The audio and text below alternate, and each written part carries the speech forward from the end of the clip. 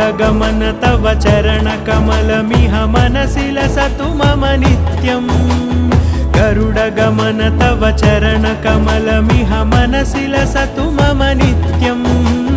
मनसि लसतु मम नित्यं मम तापमपाकुरु देव मम पापमपाकुरु देव मम तापमपाकुरु देव मम पापमपाकुरु देव